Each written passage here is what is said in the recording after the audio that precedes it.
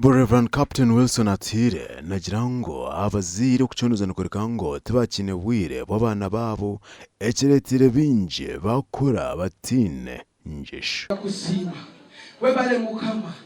okuruga myaka 12 kwika myaka 35 ekigendererwa turebere ngo the new world order embera eri kuhindura ensi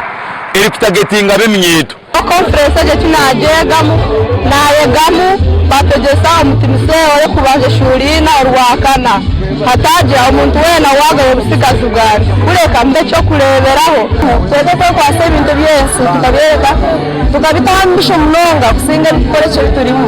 abana abacayi n'abasebo kubaheza nimbashaba mwebande twegeye tushome Barnabas Tinkasemero omunyishengero wabuyaga West wenagira ngo emnyet okunuko kire okugira ekirote kirungi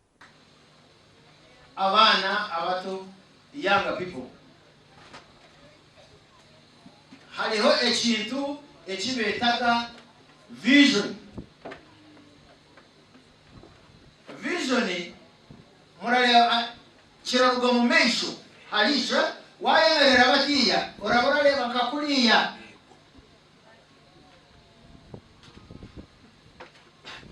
haliho kinde kibareta mission haliho kinde kibareta goal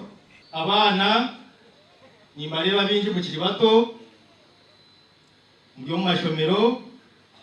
iki kubashaba n'ikintu kimwe ngo mworobera abazire banyu mu bakwase mu mirimo muronde school fees nikwe mushome amakolaga gasha kwa Thomas tumwebaze omurikagadi